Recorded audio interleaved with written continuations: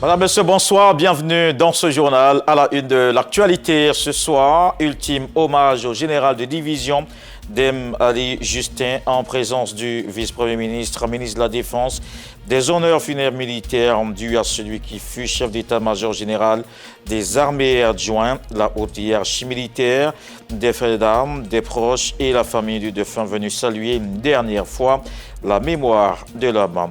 250 francs CFA, c'est le prix du kilogramme de karité. Ouverture de la campagne de commercialisation ce vendredi, un prix aligné sur celui de la campagne précédente. Il est toujours interdit d'exporter. Le Conseil coton Anarcade et Karité veut garantir l'approvisionnement des usines de transformation.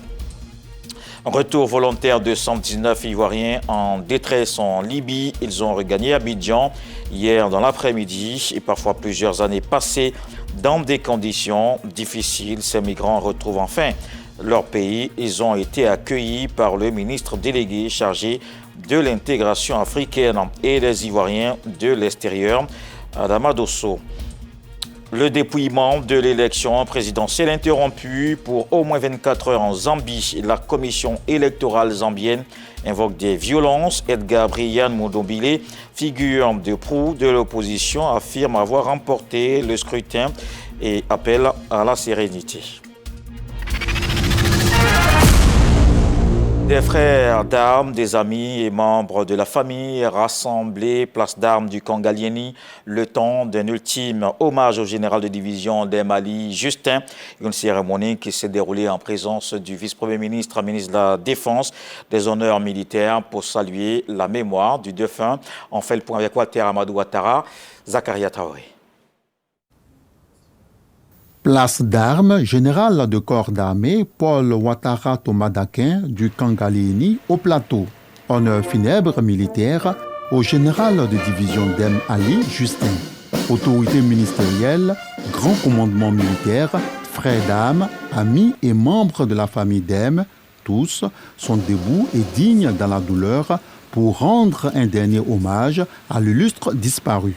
Le vice-premier ministre, ministre de la Défense, Téné Birahima Ouattara, accompagné par le général d'armée, Lassina Doumbia, chef d'état-major général des armées, s'incline devant la dépouille. Il ouvre ainsi la série. Pour les nombreux services rendus à la nation, le général Dem Ali Justin est décoré à titre posthume.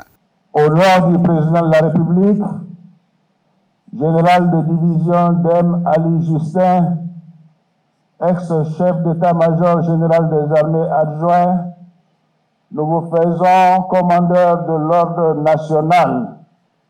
Nous confions à vos familles les insignes de votre grade.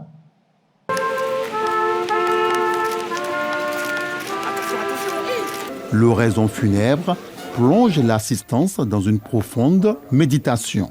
Officiers de troupes aéroportées, issus de la 19e promotion des officiers de l'école des forces armées de Bouaké, baptisé colonel Roger Zessou, qui a progressivement gravi tous les échelons du commandement, en exerçant des responsabilités importantes dans les domaines de la formation, de l'organisation, ainsi que de la préparation et de la conduite des forces.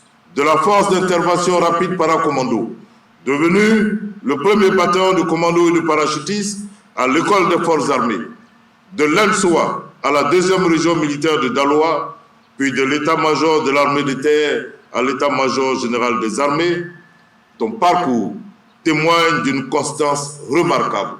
Servir, transmettre et construire. Un chef militaire qui a servi avec dignité, avec altruisme, avec un sens élevé du devoir et de la responsabilité. Ces honneurs, nous le rendons à cet homme qui a tant donné aux autres. Cet ultime hommage, je le rends à mon plus proche collaborateur, celui qui, au fil des ans, est devenu un fidèle ami, un homme en qui j'avais une confiance absolue. Comme il est de coutume, les troupes défilent une dernière fois en l'honneur de l'un de leurs chefs. Les forces armées de Côte d'Ivoire perdent ainsi un valeureux officier. Le général de division Dem Ali Justin était âgé de 62 ans et père de 3 enfants, dont une fille. Il laisse derrière lui des proches inconsolables, y compris sa mère. Le désormais ex-chef d'état-major général des armées adjoint, dès aujourd'hui, va reposer à jamais au cimetière de Williamsville. Adieu, général. Ultime hommage au général donc, de division Dem Ali Justin. Et l'actualité, c'est aussi l'ouverture de la campagne de commercialisation de karité ce vendredi. Le Conseil coton Anacad Karité a fixé le prix minimum obligatoire, Borchamp, à 250 francs CFA. La mesure d'interdiction de l'exportation est également maintenue. Le régulateur veut garantir l'approvisionnement des usines de transformation locale dont la capacité installée avoisine les 130 000 tonnes. Lancine Bakayoko. Pour la campagne de commercialisation du karité 2026-2027, le prix minimum Borchamp est fixé à 250 francs le kilogramme. Les achats auprès des collectrices sont désormais réservés aux unités de transformation autorisées. La campagne de commercialisation du karité est ouverte, mais les transferts de camions d'amande de qualité vers les usines ne seront autorisés qu'à compter du 17 août prochain. Je voudrais inviter l'ensemble des acteurs à respecter ces dispositions et à poursuivre leur collaboration avec le Conseil coton Anacad Karité. C'est à ce prix que nous parviendrons à construire une filière mieux organisée, plus compétitive et davantage créatrice de valeur et de richesse au bénéfice de notre pays et de l'ensemble des populations qui y vivent. Selon le Conseil coton Anacad Karité, la mesure d'interdiction formelle de l'exportation des noix et amandes de qualité par les frontières reste de mise. Une mesure destinée à mieux contrôler les flux et à préserver l'approvisionnement des usines locales de transformation. C'est notre volonté d'encourager les acteurs de la transformation à aller à la seconde transformation. Il s'agit du raffinage. L'objectif, c'est d'augmenter la valeur ajoutée. Le beurre de karité, lorsqu'il est raffiné, nous permet d'obtenir 2 produits. Les intrants pour l'industrie cosmétique ou pour la seconde partie qui est la stéarine, rend donc comme un complément du beurre de cacao.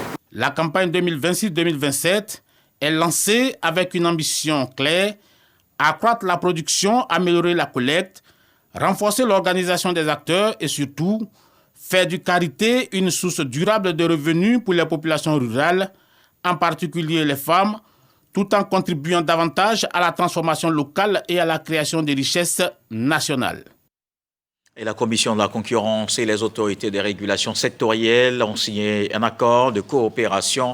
Ils veulent accélérer le développement du secteur privé et l'amélioration de l'environnement des affaires dans le pays. C'était au terme d'un atelier de validation de cet accord. On en parle avec Dangui Dangui. La Côte d'Ivoire a franchi une autre étape dans la construction d'une gouvernance économique plus cohérente et plus efficace, en faisant de la coopération entre la Commission de la concurrence et les autorités de régulation sectorielle un levier au service de la compétitivité des entreprises et de la protection des consommateurs. C'est du moins ce que croient les signataires de cet accord de coopération. Il fallait que nous signions un accord de coopération pour nous permettre de pouvoir échanger les informations et être beaucoup plus efficaces. Cet accord revêt une portée qui dépasse le cadre de nos seules institutions.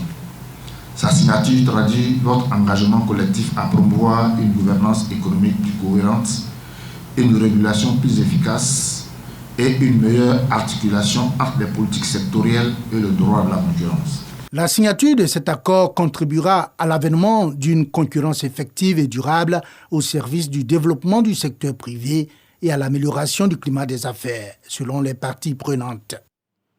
Il y a une semaine, Yopougon abritait la célébration de l'an 66 de l'indépendance de la Côte d'Ivoire, un événement qui a mobilisé les populations de la commune. Le maire Adama Bictogo, président du comité d'organisation, salue la contribution de toutes les couches sociales, les responsables des communautés, les guides religieux et partis politiques. Une cérémonie de gratitude à la mairie centrale de Selmer que nous voyons avec Dangui Dangui.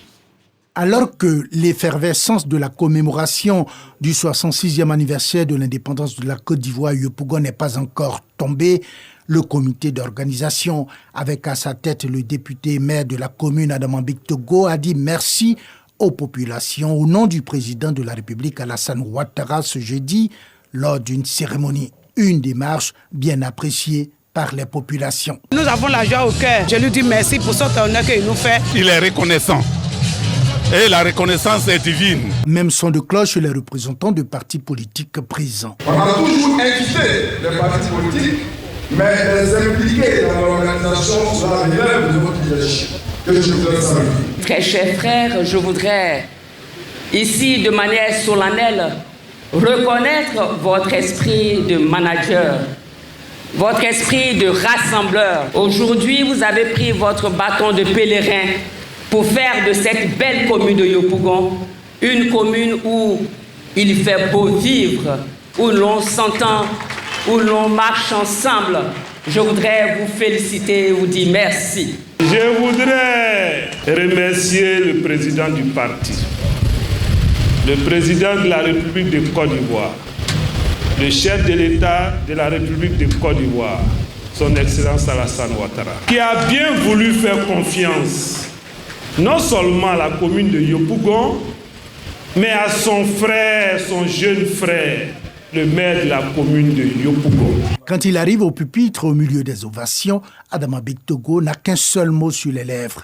Merci. C'est cette belle diversité de Yopougon qui a répondu présent à l'appel de la Côte d'Ivoire, qui a répondu présent à l'appel du président de la République, son Excellence Alassane Ouattara. Je n'ai ni mots, ni les moyens de vous dire merci. J'ai simplement du respect et de l'amour, mais surtout du respect pour votre dignité. Yopougon doit être le creuset du consensus national, selon la plupart des intervenants. Et vous pourrez suivre les derniers échos de cette fête de l'indépendance en région. Une édition spéciale à suivre ce dimanche à 14h sur RTI 1. Et Yopougon, on le rappelle, a accueilli, hébergé et nourri du monde cette semaine de célébration de l'an 66. Plusieurs réceptifs hôteliers et ménages de la commune ont reçu un traitement de salubrité, les nids de moustiques détruits pour prévenir les maladies comme la dengue et le paludisme. Didier Nguessan. Ces agents de l'Institut national de l'hygiène publique, INHP, sont déployés dans la commune de Yopougon. Ils détruisent les gîtes lavaires dans les ménages et dans les réceptifs hôteliers. Sur une douzaine de jours, nous allons sillonner les quartiers, tous les quartiers de la commune de Yopougon, par la sensibilisation des populations, à la recherche des gîtes larvaires, l'activité la plus importante pour nous d'ailleurs, montrer aux populations les lieux de reproduction de moustiques afin qu'elles-mêmes arrivent à éliminer ces lieux de reproduction-là. Mais ces actions de destruction des gîtes larvaires sont accompagnées par la pulvérisation spatiale d'un produit insecticide du lieu à une dose qui n'est pas toxique pour l'homme, mais toxique pour les moustiques. Cette campagne vise à réduire la prolifération des moustiques vecteurs de maladies telles que le paludisme, la dengue, la fièvre jaune, causée par les inondations dans le district autonome d'Abidjan. Tout ce qui est entrepris aujourd'hui pour que la population soit saine et en bonne santé fera toujours son chemin. Les quartiers de Yopougon, il y en a 12 qui sont concernés. Ces activités de prévention des maladies endémiques sont prévues pour s'étendre à d'autres communes d'Abidjan. L'Office national de l'état civil et de l'identification ouvre une agence à Yopougon, une politique de rapprochement de l'administration des usagers et de ses services. Il sera donc désormais plus facile de demander un fait d'état civil. Éric Goré. Située dans l'enceinte de Cosmos, la toute première agence de l'Office national de l'état civil et de l'identification de la commune de Yopougon ouvre ses services à la population. Cette politique de l'ONICI vise à harmoniser, structurer et professionnaliser l'ensemble du réseau afin de garantir une expérience usagée uniforme, efficace et sécurisée sur toute l'étendue du territoire ivoirien. C'est un système d'état civil et d'identification fiable qui ouvre ses portes pour le grand bonheur des populations de Yopougon. Dans ce centre, on pourra faire tout simplement la carte nationale d'identité, la carte de résident pour les personnes de la CEDEAO, la carte de résident pour les personnes qui sont des pays hors CEDEAO. Et nous avons aussi d'autres services comme l'assistance au rétablissement d'identité et obtenir peut-être une authentification d'un document d'identité. L'ONESI met donc à la disposition des populations un espace de services moderne et accessible. Nous travaillons donc avec l'ONESI en tant que partenaire donc dans la construction, de la mise en place, dans l'aménagement des centres, des agences. Les 3 sites installés par la municipalité qui servaient de lieu d'enrôlement seront fermés pour faire place à cette agence qui dispose du matériel de pointe pour la prise en charge rapide et efficace des usagers dans l'établissement de leur carte nationale d'identité et autres documents administratifs. Dans cette politique de rapprochement, la Côte d'Ivoire n'oublie pas les Ivoiriens hors du pays. Ils sont 119 qui étaient en situation de détresse en Libye. Ils ont regagné Abidjan hier dans l'après-midi. Certains ont passé plusieurs années dans des conditions difficiles. Ils ont été accueillis par le ministre délégué chargé de l'intégration africaine et des Ivoiriens de l'extérieur. Le reportage de Noussangari. Ibrahim est enfin de retour sur la terre de ses ancêtres. Après 3 années de souffrance en Libye, il retrouve la Côte d'Ivoire avec l'espoir de tourner la page d'une aventure migratoire qu'il a laissée en fauteuil roulant. Parti à la recherche d'un Eldorado, le jeune homme était loin d'imaginer le destin qui l'attendait. Je suis allé en Libye en 2023. Je suis parti, c'était pour aller travailler là-bas. Arrivé là-bas, la vie était difficile. Je n'étais pas dans cette chaise roulante. Le problème que j'ai eu, c'est en prison que j'ai eu. Moi et mon ami, on était deux, on dormait dans la maison, moi et mon ami. Donc à 2h du matin, la police est rentrée sur nous. Ils ont cassé la porte, ils sont rentrés sur nous. Et nous avons ramassé pour nous envoyer en prison. En allant en prison, quand on rappelle là pour sortir. Moi, il n'a pas l'argent. Quand il a appelé mes parents, il n'y a pas de parents ici. Donc c'est là qu'ils m'ont tabassé, ils ont cassé mon colonne vertébrale. Voilà. Je ne voulais pas retourner la Côte d'Ivoire dans ces conditions-là. Malheureusement, Dieu n'a pas voulu. Et je regrette. Au total, 119 Ivoiriens ont foulé les tarmacs de l'aéroport international Félix Houphouët-Boigny d'Abidjan. Après un séjour particulièrement difficile en Libye, tous ont fait le choix du retour volontaire. Je suis fière d'être revenu en Côte d'Ivoire. Ici, il y a la liberté. Et mieux, on va rester chez nous ici pour chercher l'argent. Je vais reprendre ma vie. Faire mon petit magasin pour vendre, aider ma maman. On est mieux chez soi. À leur arrivée, ces migrants en détresse ont été accueillis par les ministres délégués en charge de l'intégration africaine et des Ivoiriens de l'extérieur. Les Ivoiriens, où qu'ils se trouvent, doivent être secourus, doivent être assistés et faire en sorte que chacun se retrouve dans notre pays. Parce que la Côte d'Ivoire offre aujourd'hui des opportunités, des possibilités pour chacun. Et le pays est dans une situation que nous ne pouvons pas comprendre et accepter que nos compatriotes soient à la traîne et soient dans des difficultés. Donc le président, par ce message, qui a eu au cours auprès de nos partenaires qui sont l'OIM, l'Union européenne, essaie donc d'organiser ces retours pour que nous puissions donc apporter, participer donc à la construction de notre pays avec l'ensemble de nos compatriotes. Ce programme de retour volontaire vise à offrir une issue digne aux Ivoiriens confrontés aux difficultés de la migration irrégulière. Il faut indiquer qu'il y a plusieurs structures qui sont présentes, notamment le ministère des Affaires étrangères, bien entendu, le ministère de la Cohésion sociale, la police scientifique, l'OIM, qui essaient donc de faire d'abord un profilage de toutes ces personnes qui arrivent. Et ensuite, nous essayons donc de les prendre en charge pour leur réinsertion, leur apprendre des métiers, avec des accompagnements qui sont prévus, afin qu'effectivement ces personnes-là ne soient plus tentées. Pour ces 119 compatriotes, le retour au pays marque ainsi le début d'une nouvelle étape. Une occasion de reconstruire leur vie. Je vous emmène maintenant dans la région du Lodjibois. Les femmes bénéficient d'activités génératrices de revenus à Patasso, à Divo.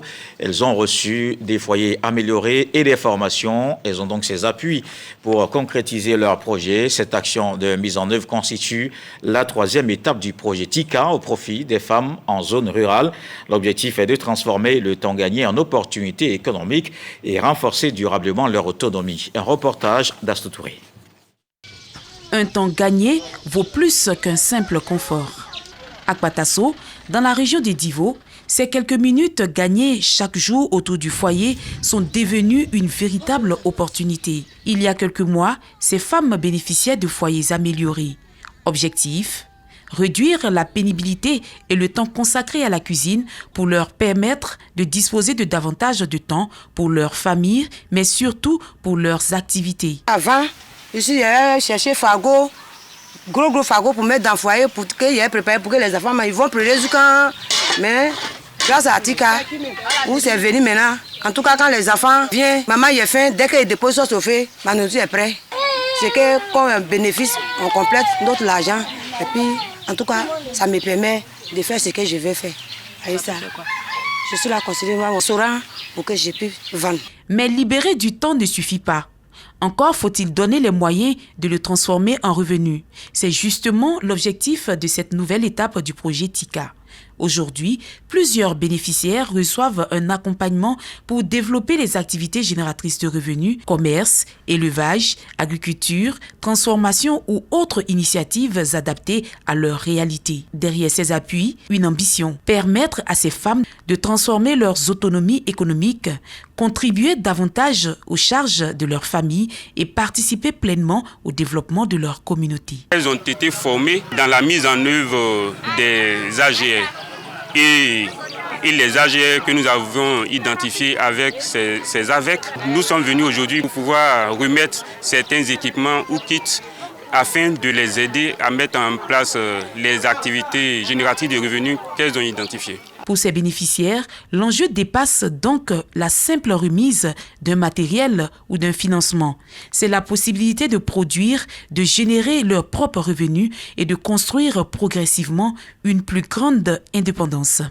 Nous, en tant que femmes, ça peut nous rapporter plusieurs choses. Ce qu'on fait avec cet argent, on va avancer d'autres projets avec. Avec cet argent, il y a d'autres qui soit la rentrée comme ça, donc ils peuvent venir prendre prêt et puis mettre son enfant à l'école. Et puis avec ça, d'autres prennent pour aller vendre, pour s'aider. À Akpatasso, le chemin est désormais tracé. Un foyer amélioré pour gagner du temps, une activité pour créer des revenus et des revenus pour renforcer l'autonomie. Ici, le temps libéré devient une force pour ces femmes, pour leurs familles et pour leur communauté. Du Lodibois à la région de la Nawa, retour sur la dernière journée du forum socio-économique de la diaspora à Soubré. Les participants ont poursuivi leur immersion, cette fois dans la commune de Mayo, une ultime étape pour convaincre la diaspora et l'exhorter à investir dans la région. Fatih Traoré, Arnaud Kofi. Pour cette dernière journée, immersion à Mayo, une ultime démonstration pour convaincre la diaspora que les opportunités d'investissement se trouvent aussi ici. J'attends de la diaspora qu'ils investissent dans ma commune parce que mon budget alloué par l'État ne suffit pas. Donc comme on dit chez nous, 1 + 1 font 2. Donc j'attends qu'ils investissent dans la commune. Ils ont vu que c'est une commune qui lutte pour l'environnement et c'est une commune de cohésion. Donc ils reviennent bientôt pour qu'on se développe plus rapidement. Après 3 jours de rencontres, d'échanges et de visites, l'heure est au bilan. Que faut-il retenir de cette première édition ? Ce que ce forum laisse, c'est d'abord une forte communion pendant 3 jours, mais surtout des idées et des engagements. La prochaine étape, c'est la mise en œuvre des promesses, des engagements. Et on a l'intention de mettre sur pied un comité de suivi et faire le point 6 mois après. J'ose espérer surtout que cette partie de la diaspora qui est venue soit une infime partie de tout ce qu'on attend. Les regards se tournent désormais vers la diaspora, attendus sur des engagements bien concrets. Aujourd'hui, on a des tuyaux, on a des adresses, on a des contacts et tout ça, ça fait plaisir. Une fois rentré, même avant, parce que je vais faire 1 mois, donc rentrer en contact avec les élus pour vraiment savoir leurs besoins réels. Et ce premier forum s'achève. Mais le véritable défi commence maintenant. Faire des promesses entendues durant ces 3 jours, des projets concrets au service du développement de la région. Hors du pays maintenant, ils sont des centaines de pèlerins venus de Côte d'Ivoire converger vers le sanctuaire Notre-Dame de Lourdes en France. Parmi eux, 310 bénéficient d'une prise en charge de l'État à travers la Direction générale des cultes, organisatrice de ce circuit, reparti en 5 vagues successives. Notre équipe de reportage a effectué le voyage avec l'un de ces groupes qui, dès son arrivée à Paris, a participé à une messe d'action de grâce au Seigneur en vue de lui confier le bon déroulement de ce 153e pèlerinage avant de prendre la route pour Lourdes. Et Marie-Chantal Akandan, Robert Conan nous apprennent que les pèlerins ivoiriens étaient réunis afin de prier pour la paix dans le pays. À Lourdes, les fidèles ivoiriens portent ainsi une prière commune dans un même élan de foi, d'espérance et de communion. Une messe d'action de grâce dédiée au pays à la basilique Notre-Dame du Rosaire. À Lourdes, la Côte d'Ivoire est à l'honneur. Le temps d'une messe qui lui est consacrée, les couleurs, les chants et les prières des pèlerins ivoiriens résonnent dans la basilique Notre-Dame du Rosaire. Une célébration placée sous le signe de la communion, où la délégation ivoirienne élève d'une seule voix ses intentions devant la Vierge Marie avec une prière particulière pour la paix dans le pays. On s'est retrouvés tous ensemble pour lever la voix, pour confier notre pays, la Côte d'Ivoire, au Seigneur. Prier pour nos dirigeants. Ils sont des centaines de fidèles à prendre part au 153e pèlerinage de Lourdes. Parmi eux, 310 bénéficient d'une prise en charge de l'État à travers la Direction générale des cultes. Permettez-moi seulement de me faire l'écho de la gratitude de Monsieur le ministre de l'Intérieur et de la Sécurité, qui le lundi dernier déjà s'est fait le devoir d'aller vous exprimer ses encouragements. Dans cette même ferveur, les pèlerins prient également pour la guérison des corps, mais aussi des cœurs et des blessures intérieures. Nous sommes sortis de notre pays, la Côte d'Ivoire, de nos maisons, de nos habitudes, parfois de notre confort, pour quelque chose ici à la grande, devant l'eau qui coule. Le corps se met en route, en même temps que le cœur. C'est cela le pèlerinage. Dans la foi chrétienne, le pèlerinage est un exercice de piété pour nous sanctifier, pour nous convertir, pour nous rapprocher de Dieu. Au-delà de la messe nationale, la prière se poursuit avec le Triduum de l'Assomption. 6 heures de prière ininterrompues pour la paix. Et retrouvons Grace Kando et Kenny Bois pour ce pèlerinage marial qui se poursuit. Hier après-midi, les pèlerins sont allés sur les traces de Bernadette Soubirou, une adolescente de 14 ans à qui la Vierge Marie est apparue 18 fois en 1858. Qui était-elle? Que retenir de sa vie? Un reportage à suivre. Les pèlerins du groupe Jean-Paul Nobou sur les traces de Bernadette Soubirou. Du village de Batresse où elle gardait les moutons, en passant par le moulin de Boli où elle est née, jusqu'au cachot, l'ancienne prison de la ville où sa famille a vécu, les pèlerins ont pu s'imprégner de la vie de Bernadette. Ils ont été touchés par sa foi et sa pauvreté. On peut retenir 3 choses de la vie de Bernadette. La première chose, c'est l'humilité. Cette humilité profonde a été ce qui a permis la rencontre avec la Vierge. La deuxième chose que je retiens, c'est le courage de Bernadette. Elle est restée fidèle à son message parce que ce qu'elle avait reçu était authentique. Elle ne voulait pas entrer dans les compromissions. Nous sommes aussi appelés en tant que chrétiens à dire la vérité de l'Évangile, quelles que soient les pressions, quelles que soient les humiliations. Le troisième message, c'est la foi.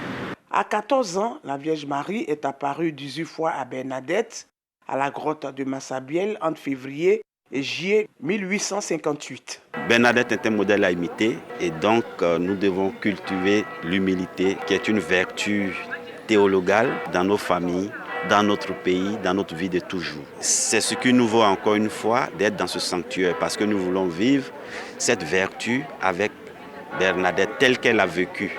Dieu n'a pas choisi une personne riche, c'est Sainte Bernadette pauvre que Dieu a choisi. C'est dans des petites choses que Dieu se manifeste à nous.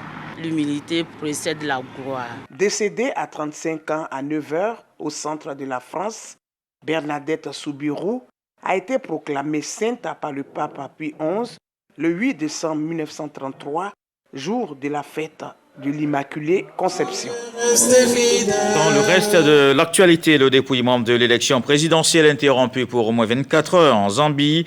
La commission électorale zambienne invoque des violences. Edgar Brian Moudobile, figure de proue de l'opposition, affirme avoir remporté le scrutin. Le président sortant Hakainde Hichilema, donné favori, a réagi en appelant les Zambiens à rester patients en attendant les résultats officiels communiqués par les instances chargées de la gestion de l'élection. Et puis, n'oubliez pas la dernière diffusion des temps forts des célébrations du 66e anniversaire de l'indépendance de la Côte d'Ivoire est programmée sur RTI1 ce dimanche 16 août 2026 à 14h, donc après le journal de 13h. Ce journal est terminé. Merci de l'avoir suivi. Retour de l'actualité 23h ce soir. Le sage nous apprend que la bouche ne dit pas tout ce que les yeux voient. Dieu le voulant, on se retrouve demain.